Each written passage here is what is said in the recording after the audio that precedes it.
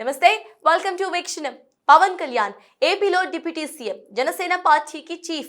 టాలీవుడ్ లో power star మాత్రమే కాదు, టైగర్ ఆఫ్ మార్షల్ ఆర్ట్స్ కూడా.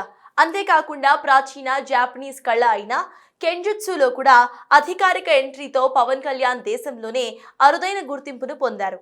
అసలేంటి జపాన్ కెంజుట్సు? పవన్ కి ప్రవేశం ఎలా దక్కింది? పవర్ స్టార్ పవన్ కళ్యాణ్ కొచ్చిన టైగర్ ఆఫ్ మార్షల్ ఆర్ట్స్ బిరుదు ఇండియా మొత్తం హాట్ టాపిక్ అయ్యింది. ఇదే సమయంలో జపనీస్ కత్తిసాము కళ అయిన కెంజుట్స్ లో అధికారికంగా ప్రవేశం పొందడంతో పవన్ అరుదైన చరిత్రాత్మక గుర్తింపును సాధించారు. ఇది జపనీస్ మార్షల్ ఆర్ట్స్ చరిత్రలో భారతీయుడికి, మరీ ముఖ్యంగా తెలుగు వ్యక్తికి లభించిన అత్యంత అరుదైన గౌరవంగా నిలిచింది.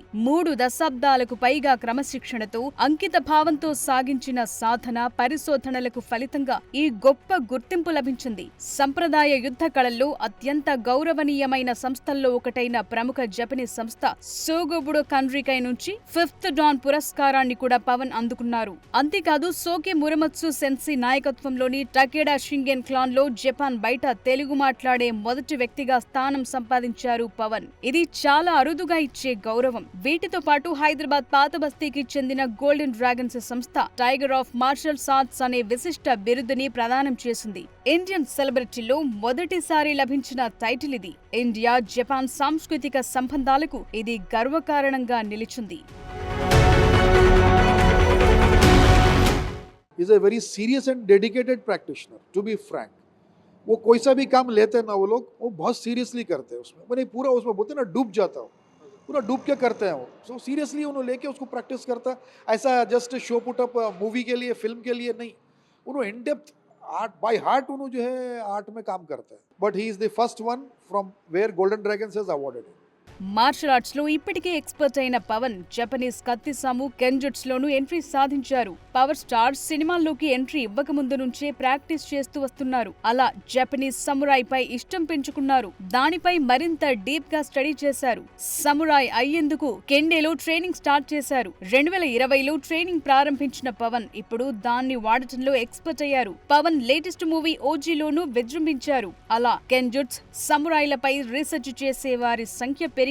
ఈ కత్తిసామేంటి, పవన్ దీనిపై ఇంట్రెస్ట్ చూపించడానికి రీజన్ ఏంటి అనేది ఆసక్తిగా వెతుకుతున్నారు.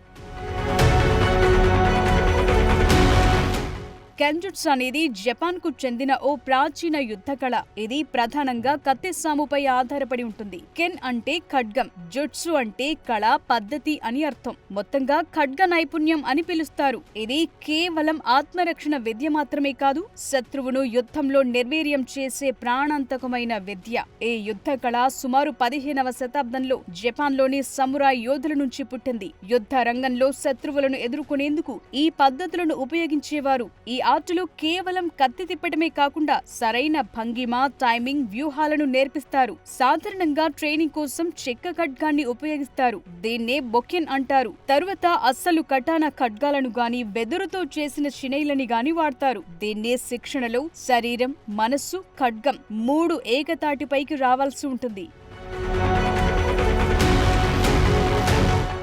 కెంజుట్స్ లో అత్యంత ముఖ్యమైన భాగం కాటా. ఇది ఊహాజడిత ప్రత్యర్థితో గాని, భాగస్వామితో చేసే నిర్ణీత కదలికల ద్వారా ఈ విద్యను అభ్యసిస్తారు. ఇది ఆట కంటే యుద్ధ రంగానికి అవసరమైన ప్రాణాంతకమైన పద్ధతులపై ఎక్కువ ఫోకస్ చేస్తుంది. కెంజుట్సు సంప్రదాయక యుద్ధ విద్య. యుద్ధంలో గెలిచేందుకు అవసరమైన ప్రాచీన పద్ధతులను నేర్పుతుంది. ఇక కెంజుట్సు నుంచి ఉద్భవించిన ఆధునిక క్రీడ కెండో. దీనిలో రక్షణ కవచాలు ధరించి వెదురు కర్రలతో పోటీ పడతారు. ఇందులో రూల్స్ తక్కువ, యుద్ధ తంత్రాలు ఎక్కువ. ప్రస్తుతం దీన్ని శారీరక దృఢత్వం, ఏకాగ్రత, ఆత్మరక్షణ కోసం ప్రపంచ వ్యాప్తంగా నేర్చుకుంటున్నారు. ఇండియాలో పవన్ కళ్యాణ్ ఈ కళలో శిక్షణ పొందటం ద్వారా ఇది ట్రెండింగ్ లోకొచ్చింది.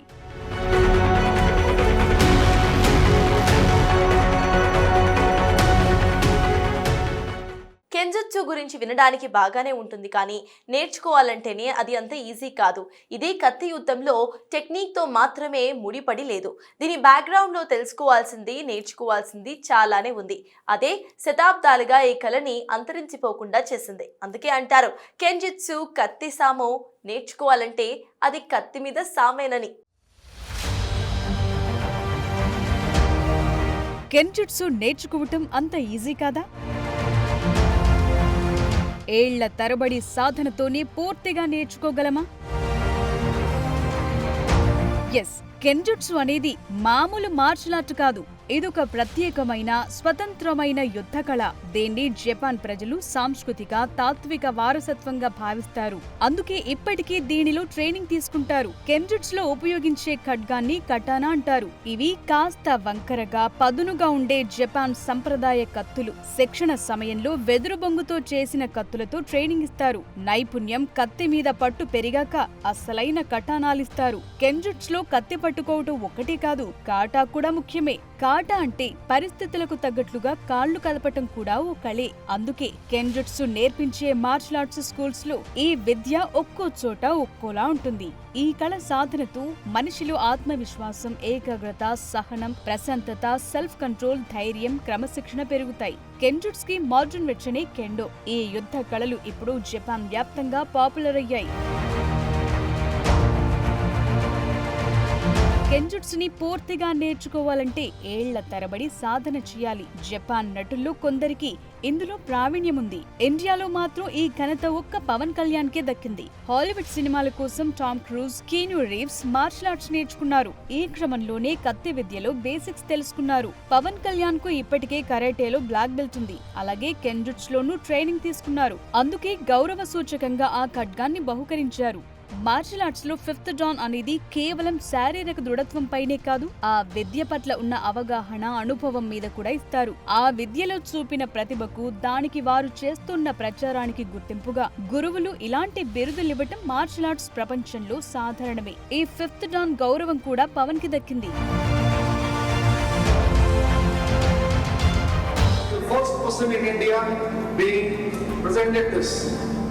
జపాన్లోని సమురాయ్ యోధులు యుద్ధంలో ఉపయోగించే ఖడ్గ యుద్ధకళి ఈ కెంజుట్సు. నిజమైన యుద్ధ పరిస్థితుల్లో ఖడ్గాన్ని ఎలా ఉపయోగించాలో ఇందులో నేర్పిస్తారు. కత్తితో ప్రత్యక్ష యుద్ధ రంగంలోకి దిగితే ఎలాంటి కదలికలు ఉండాలో చూపుతారు. గురువు పర్యవేక్షణలో మాత్రమే సాధ్యమయ్యే అత్యంత కఠినమైన శిక్షణగా జపాన్ యోధులు చెప్తారు. దేనిలో రాణించాలంటే శారీరకమైన శక్తి మాత్రమే కాకుండా మనసు స్థిరత్వం, క్రమశిక్షణ కూడా కావాలి. కెంజుట్స్ లో ప్రాక్టీస్ చేసేవారు కత్తి చేతిలో పట్టుకుని శత్రువును ఎదుర్కోవటం, డిఫెన్స్, అటాక్ లాంటి టెక్నిక్లు నేర్చుకుంటారు.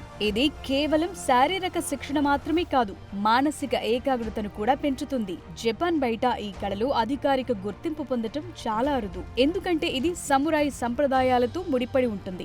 కెంజుట్సు చరిత్ర శతాబ్దాల నాటిది. ఆ కాలంలో యోధులు యుద్ధాల్లో కత్తితో పోరాడేవారు. ఆధునిక కాలంలో ఇదొక గేమ్ గా మారినప్పటికీ సంప్రదాయ కెంజుట్సు ఇప్పటికీ జపాన్ లోని కొన్ని క్లాన్లు మాత్రమే కొనసాగిస్తున్నాయి. టకేడా షింగన్ క్లాన్ లాంటివి ఈ సంప్రదాయ జపాన్ యుద్ధ కళని కాపాడుతున్నాయి. జపాన్ బయట కెంజుట్సు స్కూల్స్ ఉండటం దాదాపు అసాధ్యం. అంతేకాదు జపాన్ లో కెంజుట్సులో ట్రైనింగ్ పొందటం అనేది అద్భుతమైన గౌరవం. జపాన్లో సమురాయిలు ఉద్భవించినప్పుడు సెంగోకు కాలంలో దేశంలో నిరంతర యుద్ధాలు జరుగుతున్న వేళ వందలాది స్కూల్స్ పుట్టాయి. ప్రతి స్కూల్ కు దాని సొంత టెక్నిక్లు, ఫిలాసఫీ, రహస్యాలుండేవి. తరువాత కొన్నేళ్లకు కెంజుట్సు యుద్ధ నైపుణ్యం నుంచి ఆత్మశుద్ధి, జెన్ బుద్ధిజంతో ముడిపడింది. మెయిజీ రెవల్యూషన్ తరువాత సమురాయ్ వర్గం అంతరించడంతో కత్తులు నిషేధించారు. అలా కెంజుట్సు అంతరించిపోయే స్థితికి చేరింది. కానీ పోలీసు, సైన్యం శిక్షణ కోసం కెంజుట్సు మళ్లీ ఊపిరి పోసుకుంది. Footwork, timing, mind control ఇందులో కీలకంగా మారాయి. ఇది సంవత్సరాల పాటు కొనసాగే కఠినమైన శిక్షణ. గురు శిష్య సంబంధం ద్వారానే పూర్తి స్థాయిలో నేర్చుకోవచ్చు. తమని తాము శుద్ధి చేసుకునేందుకు, శరీరం, మనస్సు, ఆత్మను ఒక్కటి చేసేందుకు ఇది సాయపడుతుంది. మానవుని అంతర్గత శక్తిని, శాంతిని, ఏకాగ్రతను వెలికితీసే మార్గం. ఇది నేర్చుకోవాలంటే సంవత్సరాలు పడుతుంది. ఇదంతా కత్తి పట్టుకుని చేసే యుద్ధం మాత్రమే కాదు, ఇదొక సంపూర్ణ జీవన విధానం. శతాబ్దాలుగా సాగిన సాంస్కృతిక వారసత్వం, మానసిక, శారీరక శిక్షణ కలగలిసిన గాఢమైన సమ్మేళనం. అందుకోసమే ఈ కత్తి సాము నేర్చుకోవటం కూడా కత్తి మీద సాము లాంటిదేనని చెప్తారు.